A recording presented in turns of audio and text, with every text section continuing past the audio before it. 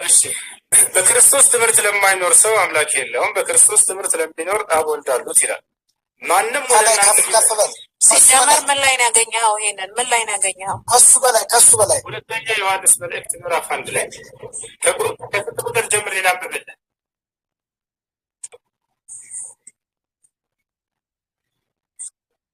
ግለጠውና ከሱ ብለህ ከላይ ጀምር። መሀል ላይ ነው የጀመርከው አይደል? መሀል ላይ አይደለም። አታውቀውም። ከተፈጠርክ ጀምረህ ግራውን ላሳይሽ፣ ችግር የለውም። ከላይ ያለውን አንዴ ከፋት። ከላይ ያለ ማዋቃሰት አለ ማሳይ። አንድ ከላይ ያለውን ትልቁ ላይ ያለው ልጆች አላችሁ ከላይ አህራም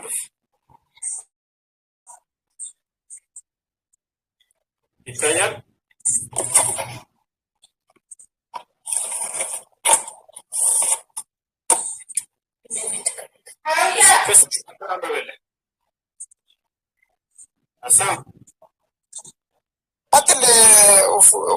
እሱ እየሰማው ነው። አንደኛ ምን ላይ እንዳገኘው ይናገር መጀመሪያ፣ ምን አይነት መጽሐፍ ላይ እንዳገኘው። እሺ ሁለተኛ የዮሐንስ መልእክት ምዕራፍ 1 ቁጥር 10። ግን ደግሞ ይሄንን የፈለገ ብታነበው አንተ ከተናገርከው ንግግር አንጻር ይሄኛው እንደውም በጣም ቀላል ነገር ነው። ምክንያቱም አንተ በንግግርህ ላይ ጣዖት የሚል ነገር እኔ ሰምቻለሁ። ልክ ነኝ? እኔ ጨርስልሃለሁ፣ ችግር የለውም። ድጋሜ ቪዲዮውን ያሰማል፣ ንጽጽሩን እንዲያነጻጽሩ ለህዝቦች ይተዋሉ፣ ችግር የለም። ለተመልካቾች ስላለው ይሄንም በደንብ ይዩት። ቪዲዮውንም ድጋሜ ያሰማለሁ እኔ።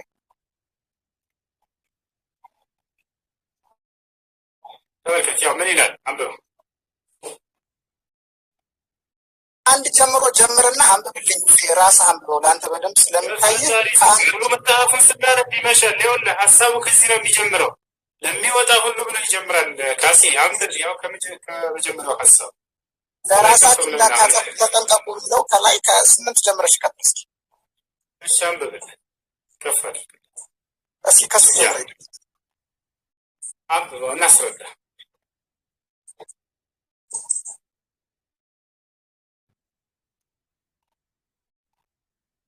ይኸውልህ ድምፅህን ከፍ አድርግ እናስረዳ፣ እየጠበቅንህ ነው። አንተ አንብበው እኮ ብያለሁ። አንተን ነው እየጠበቅኩ ያለሁት። ሙሉ ደሞዝን እንድትቀበሉ እንጂ የሰራችሁትን እንዳታጠፉ ለራሳችሁ ተጠንቀቁ። ለሚወጣ ሁሉ በክርስቶስ ትምህርት ለማይኖር ሰው አምላክ የለውም፣ ክርስቶስ ትምህርት ስለሚኖር አብና ወልድ አሉት። ማንም ወደ እናንተ ቢመጣ ይህንን ትምህርት ባያመጣ በቤታችሁ አትቀበሉት፣ ሰላምም አትኖሩት። ሰላም የሚለው ሰው በክፉ ስራው ይካፈላልና አለ። አይሽ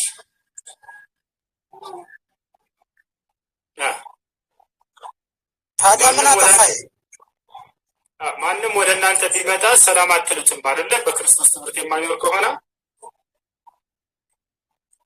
የክርስቶስን ትምህርት የማይቀበል ይሄ እኮ ስለ እየገለጸ ያለው ስለ ሃይማኖት ነው እየገለጸ ያለው። አንተ ያልከውና ይሄ የሚነጻጸር ነው? በጭራሽ የሚነጻጸር አይደለም። እሱ የተናገረው እና ይሄኛው ምንም የሚነጻጸር ነገር አይደለም።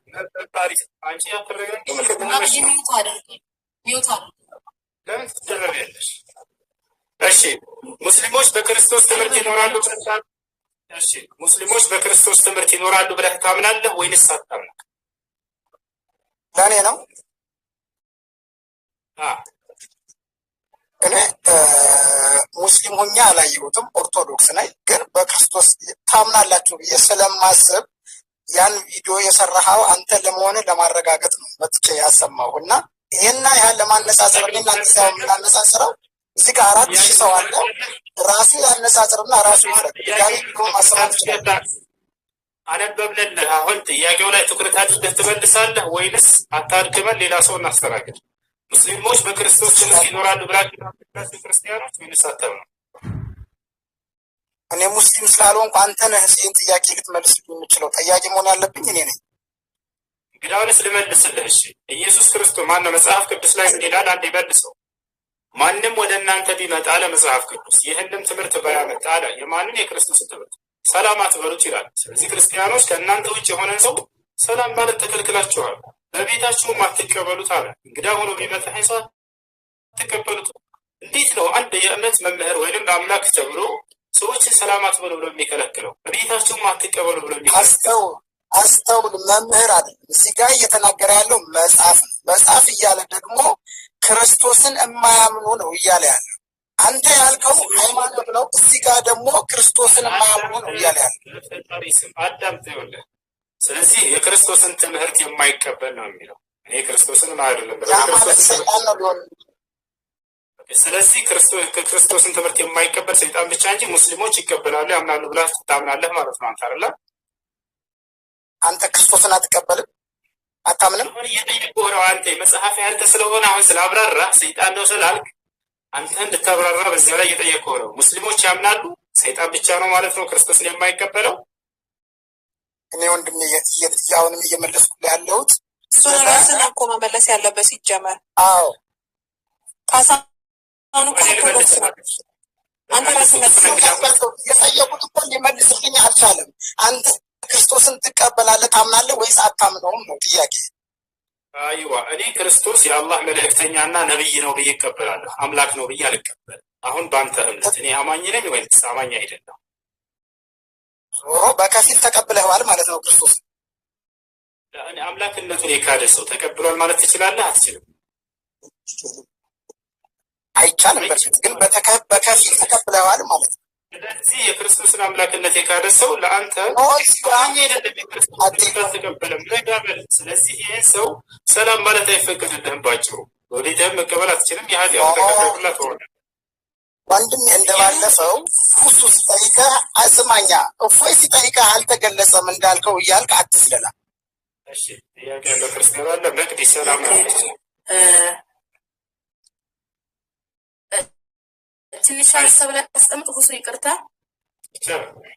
ኦኬ በነገራችን ላይ በማዋሸት በመደበቅና በማለባበስ ያው ሰላም አለይኩም ብያለሁ። ግን በመጀመሪያ ክርስቲያን ወገኖቻችን በማዋሸት በመደበቅና በማለባበስ ጥሩ ለመምሰል አትሞክሩ።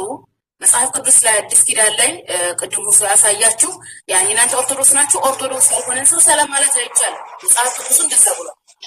እንዲሁም ፍትሐ ነገሥት ላይ ሚውት ያላደረገ ሚውት አድርግ። አንድ ጊዜ ሚውት አድርገው ገኖች መጨረሻ ላይ እየገባሁ ሚውት አድርግ ወይ አድሚኖች ሚውት አድርጉት። አንድ ጊዜ ሀሳብ እስከምጨርስ።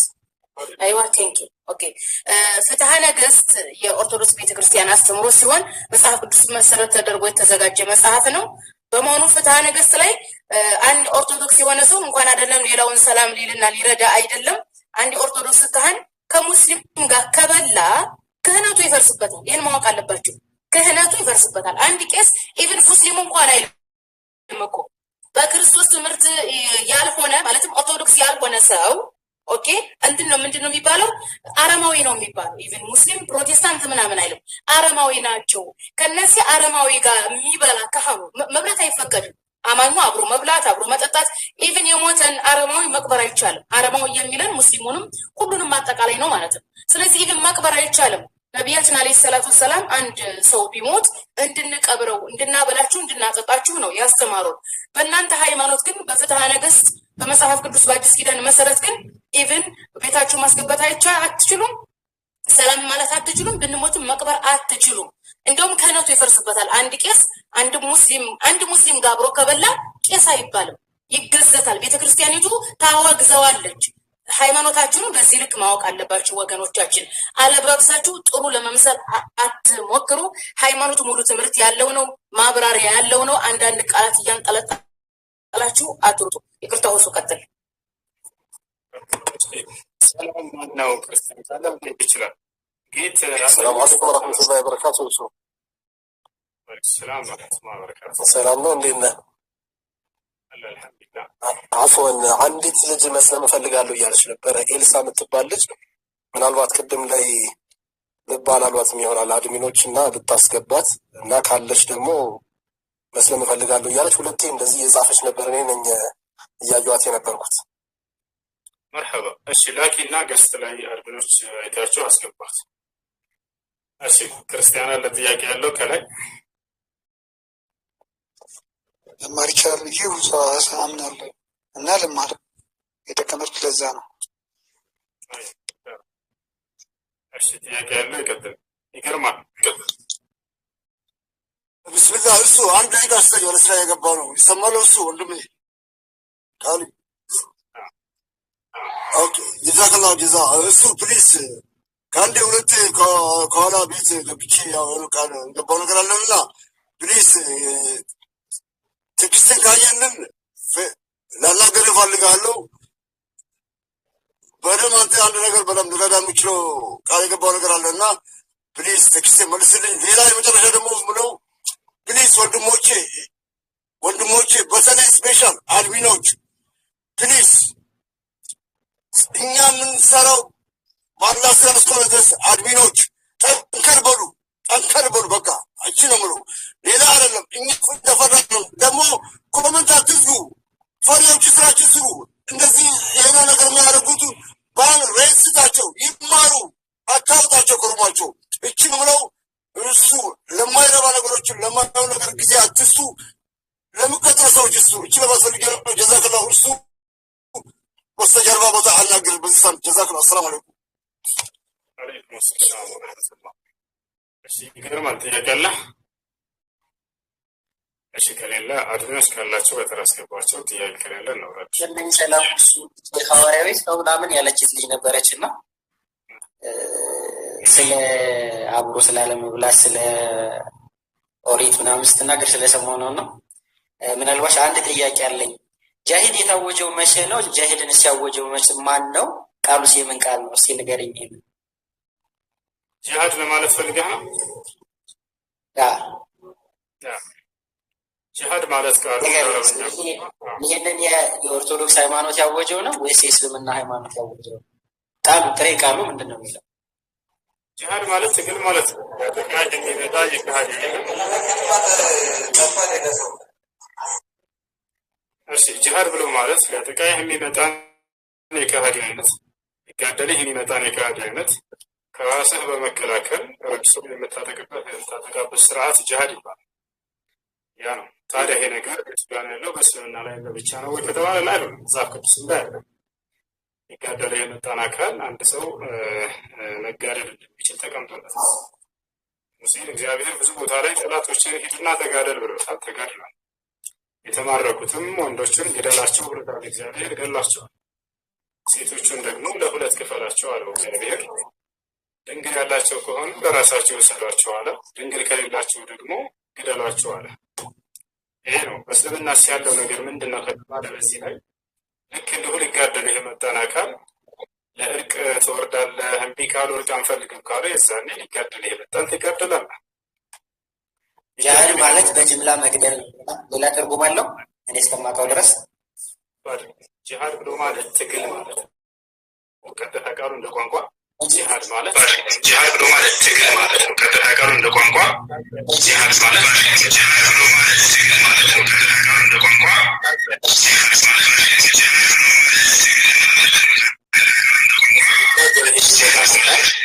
ራስን በመከላከል የምትታገልበት የሆነ ስርዓት ጂሃድ ይባላል። እርሱ ነው ጂሃድ ይባላል። ወርዷል መሰለኝ። እና ስለዚህ አላህ በቁርአን ላይ ሲናገር ወቃቲሉ ፊ ሰቢልላህ الذين يقاتلونكم እዚያ በሃይማኖታቸው የሚጋደሏቸው ከሃዲያኖች ተጋደሏቸው አለ። የማይጋደሉ እስከሆነ እሱን ጫፉን መንካት አይቻልም። ሰላማዊ የሆነ ሰው መግደል ከባድ ኃጢአት ነው። ወደ ገሃነምም ያስገባ የሆነ ነገር ነው።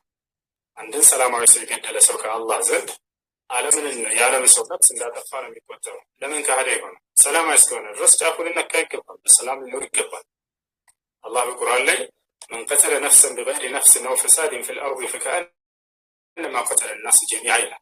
የአንድን ሰው ነፍስ ያለ ነፍስ የገደለ ሰው ነፍስን ሳታጠፋ ሰላማዊ የሆነች ነው። ነፍስ የገደለ ሰው ልክ የዓለምን ሰው እንዳጠፋ ነው፣ የዓለምን ሰው እንደገደለ ነው ከኔ ዘንድ ኃጢአቱ ብሎ አላህ ተናግሯል። የሰው ልጅ ነፍስ የተከበረ ነው። አማኝ የሚሆን ከሃዲ ግን ካልተጋደልኩ ያዙ ይልቀቁኝ ያለን ሰው ይህን ሰው እንዴት ነው ማስቆም እንችላል? ይግደል በቃ ሰዎችን ዝም እንበለው ወይንስ እርሱን መጋደልና ያንን ገዳይነቱን ማቆም ነው ያለው? ተሷል ይጋደል የመጣን አካል እንጂ ተጋደለ የተባለው ሰላማዊ የሆነ ሰው አይደለም። ልክ የሀገር ወታደር አለ። ሀገሩና ክልሉን የሀገሪቱን ነዋሪዎች ደህንነት ያስጠብቃል በወታደር። ነገር ግን ሌላኛው ጎረቤት ሀገር እዋጋለሁ ብሎ ሲጀምር የዛኔ ከራሱ ይከላከልና የዚህ ሀገር ወታደር ይከላከለ ይዋጋል። ኧረ ጥፋት አለበት የዚች ሀገር ወታደር ላይ የለበት ሊጠቃ የመጣበት ነው ጠላት። ስለዚህ ጥፋተኛ የሚባለው ግን ያ ያለምንም ምክንያት ሄዶ የሚያጠቃው የዛኛው ጠላት ሀገር ነው። ታቻለ ከራሱ የሚከላከል ሰው ኃጢአተኛ ገዳይ ይባላል። ገዳይ የሚባለው ሰዎችን ሰላማዊ የሆኑ ሰዎችን ሄዶ የሚገድል ሰው ነው። እሺ ጥያቄ ያለውና ይሄ ደግሞ ያለው መጽሐፍ ቅዱስ ላይ ነው። ምናልባት ማወቅ ከፈለጋችሁ ህፃናቶችን ግደላቸው ይላል እግዚአብሔር። ሽማግሌዎችን ግደላቸው ይላል እግዚአብሔር። ብላቴናዎችን ግደላቸው ይላል እግዚአብሔር። ሴቶችን ግደላቸው ይላል እግዚአብሔር። እስልምና ግን ይሄ እንዴት ነው ከተባለ ነብዩ መሐመድ ሰለላሁ ዐለይሂ ወሰለም አደራ ሴቶችን እንዳትገሉ ብለዋል። ሽማግሌ እንዳትገሉ ብለዋል። ህፃናትን እንዳትገሉ ብለዋል። የገዳም ሰዎችንም እንዳትገሉ ብለዋል። ቃል በቃል የገዳም ሰዎችን እንዳትገሏቸው፣ ሰላማዊ ናቸው ማለት ጦርነትን አይፈልጉም። አደራ የገዳም ሰዎችን እንዳትገሉ፣ የክርስቲያን ገዳም ሰዎችን ብለው ተናግረዋል ነብዩ ሰለላሁ ዐለይሂ ወሰለም። እሺ ጥያቄ ያለው ካለ ቀጥል። ጥያቄ ያላቸው የገባችሁ ሰዎች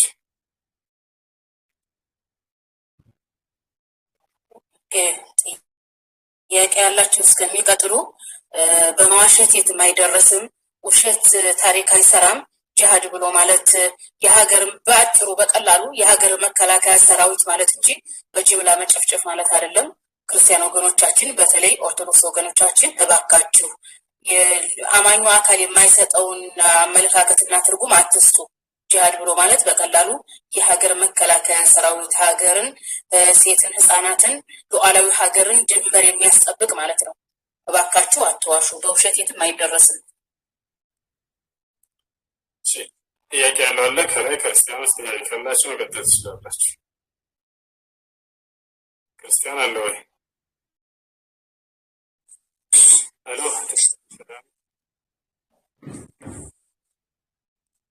እኔ ትናንትና ምሽት ላይ ጠይቄ ነበርና አልተመለሰልኝም።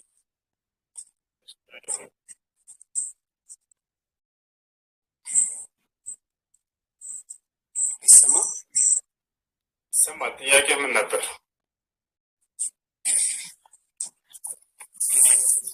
አላህ ሰዎች ማለት እስከምን ድረስ ነው የሚወደው? ማለት የአላህ መውደድ ፍቅር የሚባለው እንዴት ነው የተገለጠው? ማለት መቼ ነው የተገለጠው?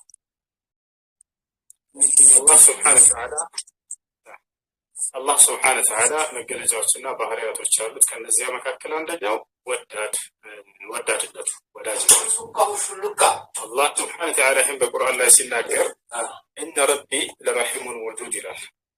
ስለቻው እኔ ጌታችሁ አላህ አዛኝና ባሪያዎችን ወዳድ የሆንኩኝ ነኝ ይላል። ከባህሪያቶቹ አንደኛው ከስሞቹ አልወዱድ የሚል ነው። ባሪያዎቹን የሚወድ ማለት ነው። إن الذين آمنوا وعملوا الصالحات سيجعل لهم الرحمن ودا ይላል።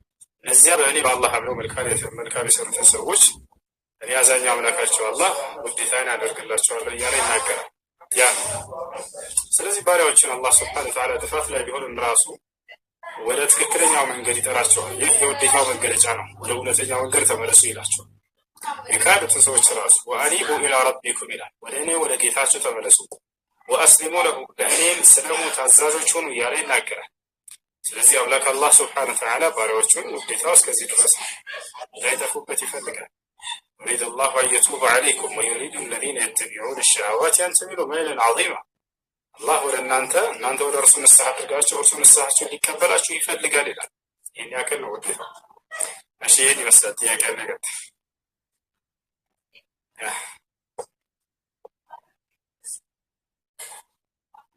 እሺ ጥያቄ አለ? ሰላም አለይኩም ወራህመቱላሂ ወበረካቱ። ወአለይኩም ሰላም። ጥያቄ ነበረኝ። እሺ ቀጥል። አንዴ እሱ ይጨርስና ትቀጥል። የሆነ ጓደኛ ነበርና ያኔ የሆነ ክርስቲያን ጋር እያወራ ያኔ ከአስበው ማርያምን ብሎ ነበር። እንዴት ነው ያኔ ወደ ኩፍር ይወስደዋል? ማርያምን ያኔ ከነይሶበት አይደለም። ሸጣን ከአላህ ውጭ ባሉ አካሎች መማል በእስልምና አይፈቀድም። ነቢያችን ሰለላሁ ዐለይሂ ወሰለም ሲናገሩ ሐዲስ ላይ ምን አሉ? ላ ተሕሊፉ ቢአባኢኩም ወላ ቢአጅዳዲኩም መን ካነ ሐሊፈን ፈልየሕሊፍ ቢላህ አው ሊየስሙት አሉ። በአባቶቻችሁም ሆነ በአያቶቻችሁ አትማሉ፣ ይልቁንስ በአላህ ብቻ ማሉ መማል የፈለገ ሰው በአላህ ብቻ እንጂ በሌላ እንዳይሆን ብለው ተናግረዋል። በሌላ ሐዲስ ላይ ነቢያችን ሰለላሁ ዐለይሂ ወሰለም ሲናገሩ መን ሐለፈ ቢገይሪላሂ ፈቀድ ከፈረ አው አሽረከ አሉ። ከአላህ ውጭ ባሉ አካሎች የማለ ሰው በእርግጥም አምላክን ካደ ወይንም በአምላክ ላይ ያጋራ ብለው ተናግረዋል። ነገር ግን እዚህ ቦታ ላይ ማጋራት ሲባል በአምላክ ላይ መማልን አስመልክቶ ለሁለት ይከፈላል። ኢዛ ካነ አልሐሊፍ የቅሱድ ቢአልመሕለፍ ቢሂ አተዕዚም بالمحلوف به كتعظيمه لله سبحانه وتعالى فهذا يخرج عن دائرة الإسلام، وهذا النوع من الشرك يعتبر من الشرك الأكبر المخرج من الملة الإسلامية. أما إذا كان غير ذلك إذا كان لا يعظم تعظيمه لله سبحانه وتعالى فإنه لا يخرج بذلك عن دائرة الإسلام ولكنه وقع في الشرك الأصغر. لولا تكفل عن بماريام بملابس አንደኛ ከእስልምና የሚወጣበት ጊዜ አለ። መቼ ከተባለ ማርያምን ልክ እንደ አምላክ ነች ብሎ አስተካክሏት ከሆነ ከአምላክ ከአላህ ስብሐነ ወተዓላ ጋር ከአላህ ጋር ሌላን አካል ያስተካከለ ሰው ከእስልምና ያወጣል። ልክ እንደ አምላክ ስለሆነች ያምርባት ካለ። ነገር ግን ይሄ ልጅ እየቀለደ ከሆነ አምላኩን አላህ ስብሐነ ወተዓላ እንደሆነ ያውቃል። ከእርሱ ጋር ያስተካክላትም እየቀለደ ማርያም ነው። ይህ ሰውዬ ግን ከእስልምና የሚያወጣው ክህደት ላይ አይደለም። ሽርኩን አስዋር ከትናንሾቹ ሽርክ መካከል ነው። ቢሆንም ግን ተውበት ያስፈልገዋል። ወደ አላህ ንስሐ ማድረግ ያስፈልገዋል። ከአላህ ውጭ ባሉ አካሎች በማንም አካል መማል አይቻልም። ነቢያችን ሰለላሁ ዐለይሂ ወሰለም ላ ተሕሊፉ ቢአባኢኩም ወላ ቢአጅዳዲኩም መን ካነ ሓሊፈን ፈልየሕሊፍ ቢላህ አው ሊየስሙት ስላሉ በአባቶቻቸውም ሆነ በአያቶቻቸው አትማሉ። መማል የፈለገ ግን በአላህ ብቻ ይማል፣ አለበለዚያ ዝም ይበል ነው ያሉት። አይ ቀጣይ ጥያቄ ከዚህ ላይ ነበር ኒካውን ያበላሽበታል ያኔ ወይም እንደገና ሻደ መያዝ ያለበት ልጅየው የትኛው ነው? እሱ የማለው አምላክ ነች ብሎ አስቦ ከሆነ ከእስልምና ይወጣል። ይሄ ሰውዬ አላሰበበትም። ድንገት እያወራ እዚያ ከሆነ ተውበት ያድርግ። ኒካሁ እንዳለ ነው። ያላ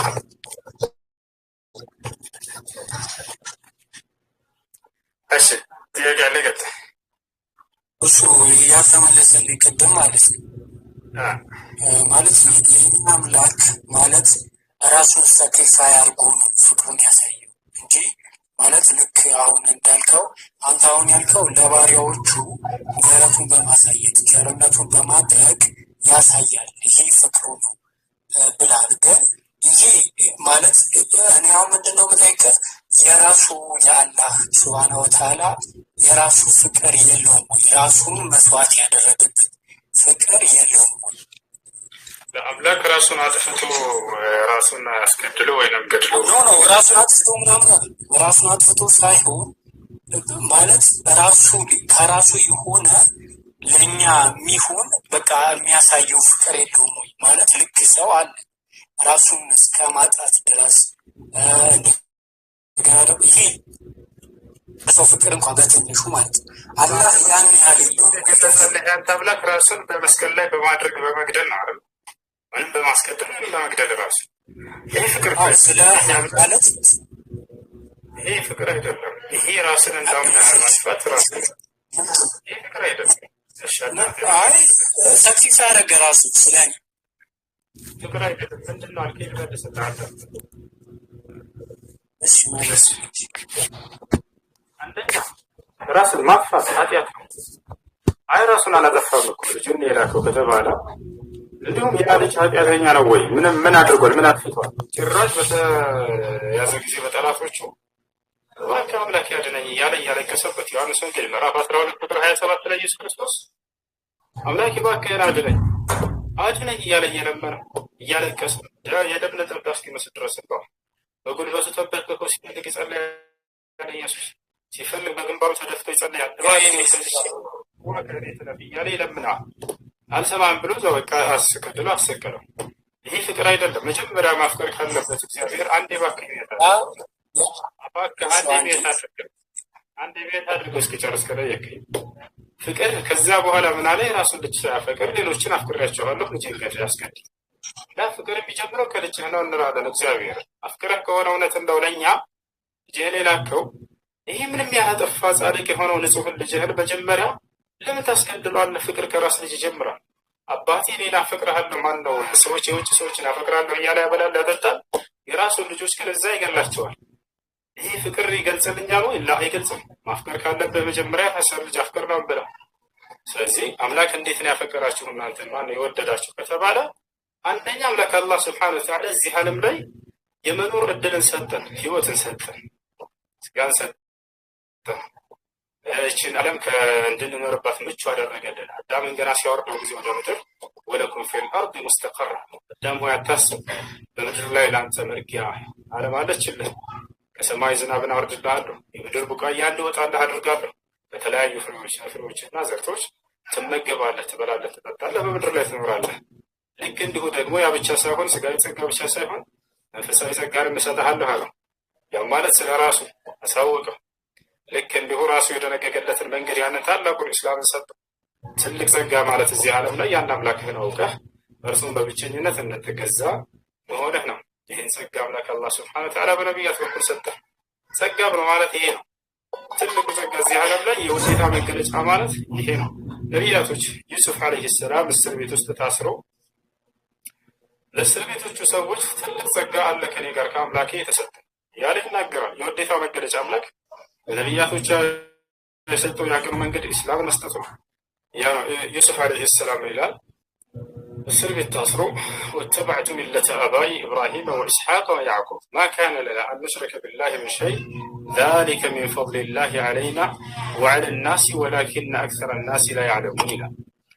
እኔ የአባቶቼን የአብርሃም የኢስሐቅ የያዕቆብን መንገድ ተከትያለሁ አለ ዩሱፍ። ከዚያ መንገዳቸውን እንደነበር ሲገልጽ የአምላኩን አላህን በብቸኝነት እንገዛለን፣ በእርሱ ላይ ቅንጣት የምናገራም አይደለንም አለ። ይህ አላህ ለእኛ የዋለው ትልቁ ጸጋ ነው አለ። እያለም እዚህ ዓለም ላይ ትልቁ ጸጋ ምንድን ነው?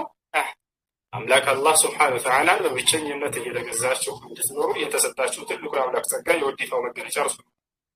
ያ አላህ የተንሳይ ቀን የገነት ሰዎችን ወደ ገነት ካስገባቸው በኋላ ያ አህለል ጀና አህለልቱ ዐለይኩም ሪድዋኒ ፈላ አስኸጡ ዐለይኩም አበዳ ይላቸዋል። እናንተ የገነት ሰዎች ሆይ ውዴታዬን ፍቅሬን ወይ ይቅርታ ፍቅር የሚለውን ቃል አንጠቀመውም። አላህ ውዴታ ብሎ የገለጸው ውዴታዬን በእናንተ ላይ አስፈኛለሁ፣ በእናንተ ላይ ከዚህ በኋላ መቼም ቢሆን አልቆጣባችሁም ማለት። ስለዚህ የውዴታው መገለጫ ምንድን ነው? አምላክ በእኛና በእርሱ መካከል ያንን ታላቁን ኢስላምን በመስጠት በእኛና በእርሱ መካከል ትስስር ማድረጉ ይዛችኋል። ከዚያም በኋላ በቀጣዩ ዓለም የእርሱን ጸጋ ገነትንና ውዴታውን የእርሱን መንፈሳዊ ዓለም መጎናጸፍ ያንን ማድረግ እንጂ ራሱን መጥቶ ሰው ሆኖ አስገድዶ አሰቅሎ ውዴታውን ገለጸልኝ ያይ ሰው አይ እሺ። አሁን እዚህ ጋር ምን መሰለች ማለት አምላክ ወደደ ሲባል የአምላክ ይህ ማለት ከአእምሮ ያለፈ መሆን አለበት። ማለት የሰው እንኳን አንዳንድ ነገሮች ያስደንቃሉ። አሁን አንተ ምግብ ስለሰጠን እንጀራ ስለሰጠን እንደዚህ አይነት ነገሮች አሁን ለአምላክ እንደዚህ ነው የወደደ ብትል እኔ መስጠት እችላለሁ እኮ ለሆነ ሰው ምግብ መስጠት እችላለሁ፣ ህይወትን መስጠት ትችላለህ። ወደው የሆነ ያን ሰው ስለምወደው እሰጣለሁ። አምላክ ምግብ መስጠት ትችላለህ። ምግብ ብለኛል እኮ ቅድም ምግብ ይሰጣል የምንበላው ምናምን። ይሄ ምንም አይደለም እያልክ አምላክ የዋለውን ጸጋ በባሮቹ ላይ ከዘረዘርኩት መካከል አንዱን አውጥተህ ወሰድክ። ስለ ምግብም እመጣለሁ። ከዚያ በላይ ግን እኔም መስጠት እችላለሁ። አንዴ ከአምላክ ጋር ራስህን እያስተካከልክ ነው። እኔም መስጠት እችላለሁ አዳም። ስለዚህ እኔ ዘረዘርኳቸው እንደዛ እንዳምነት ህይወት መስጠት ትችላለህ። እርሱ ለምሳሌ ትልቁ የወደደን የመጀመሪያ የጠቀስኩት እንዳውም እኛን እዚህ ዓለም እንድንኖር በህይወት እድል መስጠቱ ብዬ ተናግሬያለሁ። አንተ ይሄን መስጠት ትችላለህ አትችልም?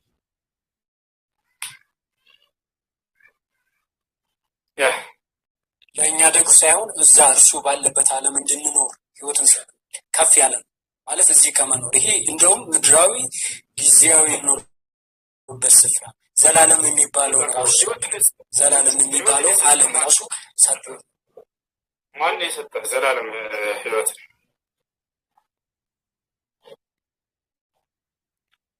ህይወትን የሰጠህ ማን ነው? ክርስቶስ ኢየሱስ። ክርስቶስ ኢየሱስ ነው የሰጠህ በመንግስተ ሰማያት እንድትኖር። አይ ነገርኩህ እኮ እኔ መንግስትን የምሰጥ አይደለም ይላል። ማቴዎስ ወንጌል ምዕራፍ 20 ቁጥር 22 ላይ የዘብዴዎስ ልጆች እናት መታ ልጆቼ በመንግስትህ በቀኝና በግራህ እንዲቀመጡ አድርግልኝ እባክህ ኢየሱስ አለችው። እኔ የምሰጥ አይደለሁም ብዬ አላቸው። እሷ ይሰጣል፣ ተስፋ አታድርግ፣ እኔ አልሰጥም ብሎ መልሷታል። የዛን ጊዜ ራሱ በምድር ላይ እያለ ሴትያ አይ እሱ የጠየቀችበት መንገድ በደንብ ተረዳ ማለት የሆነ እንትን ለማለት ሳይሆን እዚህ ጋር ማውራት ያለበት በመንግስት አስቀምጥልኝ ስትል የትኛው መንግስት ነው እሷ እያለች ያለችው? በሰማይ መንግስት፣ በሰማይ የሚገኘው መንግስት። እንደዛ ነው የሚል ክርስቶስ መንግስትስ በምድር ሳትሆን በሰማይ ነች አለ። በመንግስት እንዲቀመጡልኝ አድርጋቸው ለላ እኔ የምሰጥ አይደለሁም ፍሽ እሱ አይሰጥም። እሱ ይሰጠኛል ብለህ ተስፋ አድርገህ ከሆነ ከወዲሁ ላሳውቅ ብዬ ነው። በዘመኑ ራሱ ምድር ላይ ያለ እያስተማረ ሰዎች ጠይቀውት አይ አልሰጥሽም ሳይሆን አምላክ ነው የሚሰጠው። እርሱ አምላክ ኢየሱስ ክርስቶስ አምላክ፣ አንዱ አምላክ። ኦኬ፣ እሱ እንደሚሰጥ ታምናለህ? የክርስቶስ የአብርሃም የይስሐቅ የያዕቆብ አምላክ አላህ በደንብ አድርጎ ይሰጣል ካመንክ በእርሱ ማለት ነው። እርሱን በብቸኝነት ከተገዛ ሰጥቷል። ህይወት አለ፣ አሁን ህይወት አለ። ስብሓን ተዓላ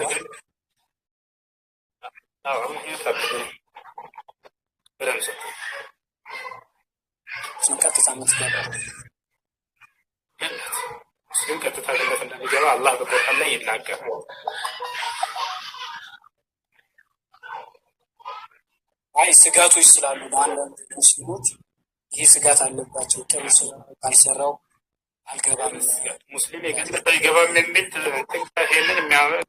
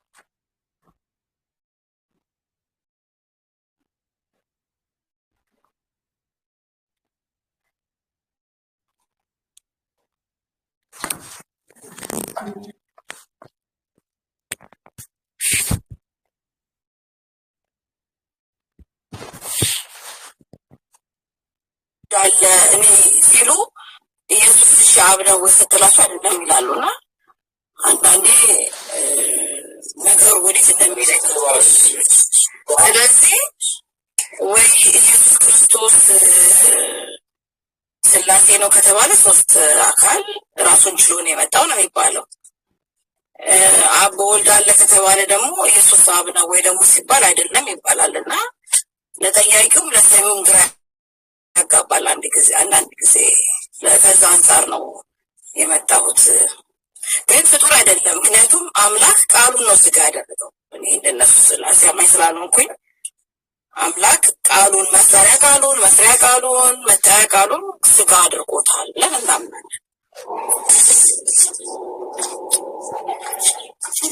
ታሪካዊ መረጃ ስጠኛ። እንደዛ ባቢ ስለ እስማኤል ስላለ ተነጆና ይሄ ሁላ ትተን እኔ ማውራ ቃልም ስጋ ሆነ የሚላል ከእስልምና አንፃር ገለዋል። አምላክ አላህ ሱብሓነሁ ወተዓላ እስላም ከእስልምና አንፃር ምን አታድርጓት። አንዴ ትጨርስ ሀሳቧ። ከእስልምና አንፃር እንትኑ ልዩነቱን ለማሳየት እኔም አሁን እንዴት ለምትረጅ ብትለኝ አምላክ ቃሉን ስጋ አድርጓል ወይ ደግሞ እናንተ ቁርአን እንደምትሉት ማለት ነው። ቁርአኑ ሳይሆን መናገሪያ ቃሉን መፍጠሪያ ቃሉን ሰው አድርጎታል። ሰው አድርጎት ታይቶበታል ወይ ደግሞ ያ ሰው አብ የታየበት ሰው ነው ብለን ነው የምናምነው እንጂ አምላክ አብ ብቻ ነው በአምላክነት ደረጃ ማነው አምላክ ያለውን ላስረዳችሁ። እንግዲህ እስላም ወይንም ነብዩ መሐመድ ሰለላሁ ዐለይሂ ወሰለም በተላኩ ጊዜ አምላክ እርሳቸውን ሊያስነሳቸው ግድ ከሆነበት ምክንያት አንደኛው ምንድነው? ክርስቲያኖች የሳቱባቸውን መንገዶች ሊያስተካክልላቸው ዘንድ ነው። በተለይ በክርስቶስ ጉዳይ ላይ ክርስቶስን አምላክ ለማድረግ የሄዱባቸውን ሀሳቦች እንዳለ ያነሳቸዋል ቁርአን።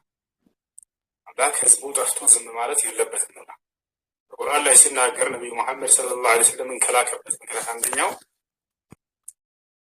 ለይሁዲዎችና ለክርስቲያኖች ላሉበት ስህተት ይታረሙ ዘንድ ብሎ እንደላካቸው ይናገራል።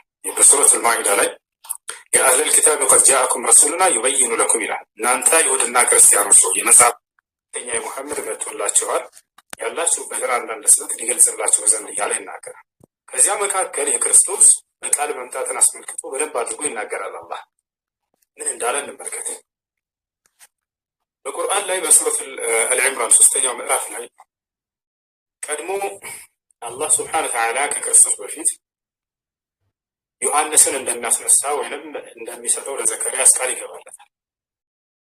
ዮሐንስ ዘከርያስ መውለድ የማይችል ነበር፣ ሽማግሌ ነበር፣ ሚስቱ መሀን ነበረች፣ መውለድ አትችልም። እኔም አርጅቻለሁ፣ ሚስቴም መሀን ሆናለች፣ እንዴት ልጅ ይሰጠኛል ብሎ ይናገራል። ከዚያም አላህ ልጅን እንደሚሰጠው ነገረው። ልጁንም ያህያ ወይንም ዮሐንስ ብሎ ሰየመለት፣ አላህ ራሱ ይሰየመለት። ታዲያ በዛን ጊዜ ስለ ልጁ ዮሐንስ ምን እንደሚሰራ ነብይ በሚደረግ ጊዜ ገለጸለት ለዘከርያስ። የምሰጥህ ልጅ ከእርሱ በኋላ የሚነሳውን መልእክተኛና ነቢይ በቃል የሚመጣ እንደሆነ ቀድሞ የሚመሰክር አደርገዋለሁ። ልክ ዮሐንስ አንዳንድ ላይ አይታችሁ ከሆነ ይህም የዮሐንስ ምስክር ነው ይላል። በመጀመሪያ ቃል ነበር፣ ቃልም ከአምላክ ዘንድ ነበር እያለ ከተናገረ በኋላ ስለዚህ ክርስቶስ ቀድሞ ከመምጣቱ በፊት በአይሁድ ሕዝብ መካከል ዮሐንስ ቀድሞ እንዲመሰክር ያደርገዋል። የአምላክን መንገድ የአንዱን አምላክ መንገድ እንዲጠርግ ይልከዋል፣ እርሱን እንዲያስተካከል። ከእርሱ በኋላ የሚነሳው መልእክተኛ የአምላክን መንገድ ከሚጠርጉ መካከል ነው ኢየሱስ ወይም ዒሳ ዓለይሂ ሰላም።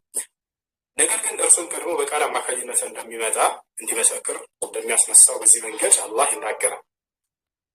ለምን ከተባለ የክርስቶስን ስም የሚያጠፉ ይሆናሉ አይሁዶች። እርሱ በተአምራዊ መንገድ ሲመጣ ጊዜ እርሱ በዝሙት ነው የመጣው ብሎ ስሙን ያጠፋሉ። የዚያን ጊዜ አምላክ አላህ ለዚህ ለታላቅ ነቢይ ለኢየሱስ ወይም ለዒሳ ክብሩን ሊከላከልለት ይገባልና ቀድሞ የሚነሳውን ነቢይ ከእርሱ በፊት እናንተ እንደምታስቡት በዝሙት ሳይሆን በቃል አማካኝነት በአምላክ ቃል አማካኝነት የመጣ ነው ብሎ ቆሞ ከጎኑ እንዲጋፈጥለትና እንዲመሰክርለት አድርጎ እንደሚያስነሳ ይናገራል። ይህ ሲናገር አላህ ለዘከርያስ ምን አለው? አምላካችን አላህ ሱብሓነሁ ወተዓላ ቃለ ረቢ አና የኩኑ ሊ ወለድን ወለም የምሰስኒ አና የኩኑ ሊ ጉላሙ ወቀድ በለገኒ አልኪበሩ ወምረአቲ ዓቅር ቃለ ከዛሊከ አላሁ የፍዐሉ ማ የሻእ ቃለ ረቢ እጅዐል ሊ አያ ቃለ አየቱከ አላ ቱከሊመ ናሰ ፈናደትሁ ልመላኢከቱ ወሁወ ቃኢሙን ዩሰሊ ፊል ሚሕራብ አነ አላህ ዩበሽሩከ ቢያሕያ መልአኩ ገብርኤል መጥቶ እነሆ ዮሐንስ ወይንም ያሕያ የሚባል ልጅ ትወልዳለህ አለው። ያ እነ አላህ ዩበሽሩከ ቢያሕያ ሙሰድቀን ቢከሊመቲን ሚነላህ አለ። ከአምላክ በሚሆነው ቃል የሚያረጋግጥና የሚመሰክር ሲሆን ልጅህም አለ። ከአምላክ የሚሆን ቃል የተባለው ማን ነው? ኢየሱስ ነው፣ ወይም ዒሳ ዓለይሂ ሰላም። ከአምላክ በሚሆን ቃል የሚገኝ እንደሆነ ቀድሞ ይመሰክራል ያንተ ልጅ አለው። ለማን? ለዘከርያስ። ማን ነው የሚመሰክረው? ዮሐንስ የዘከርያስ ልጅ። ቢከሊመቲን ሚነላህ ወሰይደን አለ። በህዝቦቹ መካከልም አለቃ ሲሆን ልጅ አለው። ወሐሱረን ጥብቅም ሲሆን አለው ከጸያፊ ስራዎች ሁሉ። ወነቢይን ከነቢያቶችም ሲሆን ምን ሷሊሒን ከጻድቃኖችም የሆነ ልጅን እሰጥሃለሁ አለው። ይሄ ሁሉ መገለጫ ዮሐንስ መገለጫ። አንደኛው መገለጫ ግን ምንድን ነው? ከእርሱ በኋላ የሚመጣውን የክርስቶስን የዒሳን በቃል አማካኝነት የሚመጣ መሆኑን የሚመሰክር መሆኑ ነው። ይህ ከታወቀ እዚያ ጋር እየተናገረ ያለው ዮሐንስ ላይ መጀመሪያ ቃል ነበር ሲል ጊዜ ክርስቶስን አጀማመር እየተናገረ ነው። አይሁዶች የክርስቶስን አጀማመር በዝሙት እንደሆነ ተናግረዋል። ያንን መልስ እየሰጣቸው ነው። ከፊታቸው ቆሞ ለአይሁድ ከፊታቸው እየመሰከረ ነው። አይሁዶች ስለ ክርስቶስ ምን ብለው ተናግረዋል? ከፊቱ ቆመው እኛ ግን በዝሙት የመጣን አይደለንም አባት ያለንን እያሉ ያሽሟጥጡበታል። ምን ማለት ነው? አንተ በዝሙት ነው የመጣኸው እያሉ እየተናገሩት ነው። ታዲያ ዮሐንስ መጀመሪያ ላይ ቀድሞ መሰከረለት። በመጀመሪያ እናንተ እንደምታስቡት በዝሙት የመጣ ሳይሆን በአምላክ ቃል አማካኝነት ነው እያላቸው፣ በአምላክ ቃል አማካኝነት ነው እያላቸው። በመጀመሪያ ቃል ነበር አጀማመሩ፣ በአምላክ ቃል አማካኝነት ነው። ያ ቃል የማን ነው ከተባለ የአምላክ ቃል ነው። ከአምላክ በሚወጣ ቃል ነው። ሁን በሚለው ቃሉ ክርስቶስን አስገኘው ነው። ሁሉ በእርሱ ሆኖ እያለ ይናገራል። እዚያው ያ ቃል ማለት ሰማይና ምድር ፍጥረታትን ሲያስገኝበት በነበረው ቃል ክርስቶስንም በዚያው በቃል አማካኝነት አመጣው ነው። ያ ቃል ከማን ዘንድ ነው? ከአምላክ ዘንድ ነው። ያም ቃል አምላክ ነበር ሲል ምን ለማለት ነው? ያም ቃል የአምላክ ነው፣ ያም ቃል የአምላክ ነው እያለ እየተናገረ ነው። ረሷል ያ ቃል ፍጻሜውን ሲያገኝ ጊዜ አምላክ በዚያ በቃል አማካኝነት ስጋን አመጣ ነው። እንደምታውቂው በዚያ ሰዓቱ ላይ ክርስቶስ ይላል ስጋን አዘጋጀህልኝ እያለ ይናገራል። በምን ተዘጋጀ ከተባለ ሁሉ ነገር መቼም ስጋን ይዘጋጅ የሚችለው በአምላክ ቃል እንጂ በሌላ አይደለም። የሐዋርያት ሥራ ምዕራፍ 13 ቁጥር 23 ላይ እግዚአብሔርም እንደ ተስፋው ቃል ለእስራኤል መድኃኒት ኢየሱስ ክርስቶስን አመጣ። አምጪ አለ፣ መጪ አለ፣ የመጣበት ነገር አለ። አምጪው ማን ነው ከተባለ እግዚአብሔር ነው። የመጣው ማን ነው? ኢየሱስ ክርስቶስ ነው። ለምን አመጣው ከተባለ የእርሱን ስጋ በቃል አማካኝነት አመጣው። አምላክ አላህም ይሄን ነው ቁርአን ላይ እየተናገረ በቃል አማካኝነት እርሱን አመጣሁት እያለ ይናገራል። የቱ ጋር ከተባለ ሱራ አሊ ዕምራን ላይ ታገኛላችሁ። ገብርኤል መጥቶ ለማርያም ብስራቱን ነገራት፣ ልጅ እንደምትወልድ። እዚያ እርሷ ጠየቀችው። ቃለት ረቢ አና የኩኑ ሊ ወለድን ወለም የምሰስኒ በሸር፣ ጌታዬ ሆይ ለእኔ እንዴት ልጅ ሊኖረኝ ይችላል ወንድ የሚባል ያልነካኝ ሲሆን አለች። በዚህ ጊዜ ተነገራት። ቃለ ከዛሊከ አላሁ የኽሉቁ ማ የሻእ፣ ልክ እንዲሁ አምላክሽ አላህ ያሻውን ይፈጥራል አላት። ኢዛ ቀዷ አምረን ፈኢነማ የቁሉ ለሁ ኩን ፈየኩን፣ አምላክ አንድን ነገር እንዲሆን ከወሰነ እንዲፈጥር ከወሰነ ለዚያ ነገር ሁን ይለዋል፣ ወዲያው ይሆናል አላት። ስለዚህ በቃል አማካኝነት ያንቺንም ልጅ እንዲሁ ያስገኘዋል እያለ እየነገራት ነው ማለት ነው። ይህን ይመስላል የቁርአኑ ግንዛቤ ይህ ነው። እንደው ዮሐንስ የሚናገር የፈልገው ይሄ ነው። አምላክ አላህ ሱብሓነሁ ወተዓላ ነብዩ ሰለላሁ ዐለይሂ ወሰለም ከዚያ በኋላ ሲያስነሳ በዚህ መልኩ ነግሮ እንደነበረ በዮሐንስም በኩል በክርስቶስም በገብርኤልም በኩል ይህንን ይናገራል ማለት ነው። እሺ ማሄር አለ።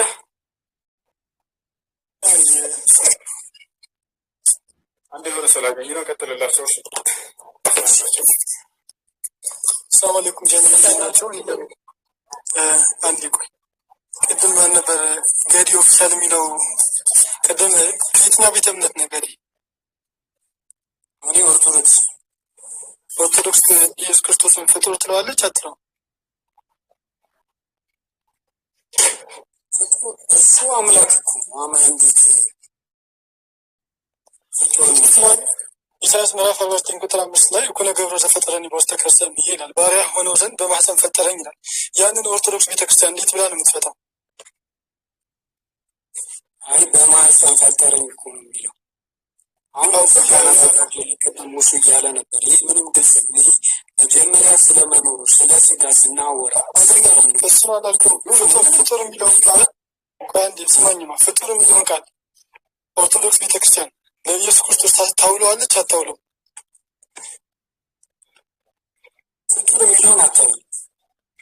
በፈጣሪ ኮነ ፍጡር እንተ ይእቲ ምህላዌነ ድንግል ዘበአምን ማርያም ትላለች። ፈጣሪ ከድንግል ማርያም ፍጡር ሆነ ትላለች። ማንነው ፍጡር እያለች ማንነው ፍጡር እያለች አለች? ምንሆን ያልከው? አይ በደንብ እንትን ወፈጣሪ ኮነ ፍጡር እንተ ይእቲ ምህላዌነ ድንግል ዘበአምን ማርያም ትላለች። ፈጣሪ ከኛ ንጽሕትና ድንግል ከሆነች ከማርያም ፍጡር ሆነ ትላለች። ማነው ፍጡር የሆነ?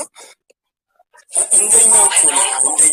እንደኛ ሰው ሆነ ማለት ነው። ምንም ይሄ ግልጽ እኮ ማነው እዚህ ጋር ፍጡር የተባለ ማለት ኢየሱስ ነው። ይህ ግልጽ እኮ ነው ማለት አንዳንዱ ግልጽ የሆነው ነው። በስጋ በመጀመሪያ አንዴ ጃን አስገቡት ከታች ነበር። ኢየሱስ ክርስቶስ ፍጡር ተብሏል።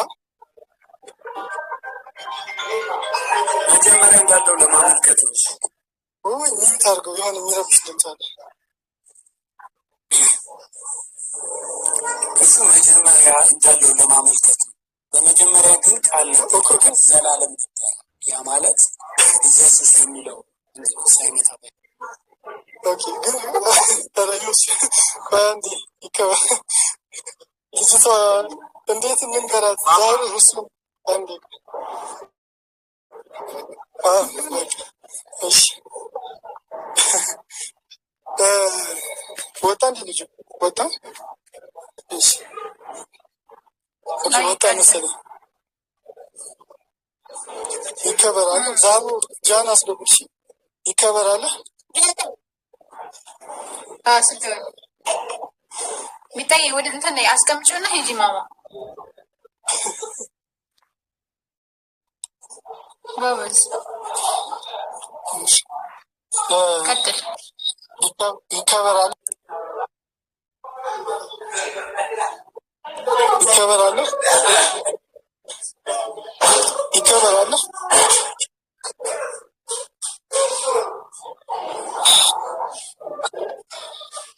ድምፅ አይሰማም? ዛሩ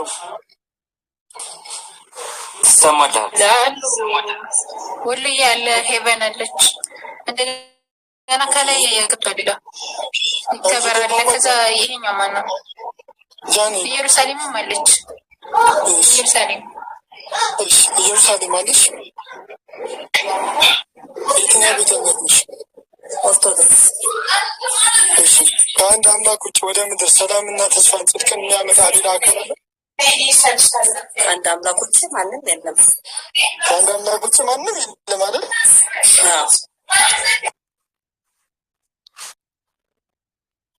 አላሁ ሙስተዓን። በለዓም ለምንድን ነበር የተጠራው? ብራዘር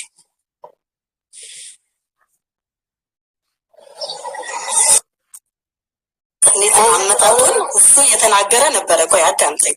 አመጣጡን እየተናገረ ነበር። ቃል ነው የመጣው። ቃል እግዚአብሔር ልጆች ናቸው። አሁን እናንተ ይኸውላችሁ አንዳንድ ጊዜ ማለት ነው ክርክር ብቻ ሳይሆን አዳምጠኝ። ወዴት ሳይሆን አዳምጠኝ። ክርክር ብቻ ሳይሆን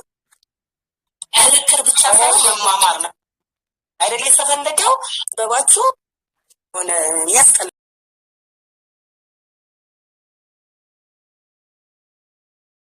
ቃል ፍጡር ነው አይደለም? ቃል ፍጡር ነው አይደለም? ቃል የመጣው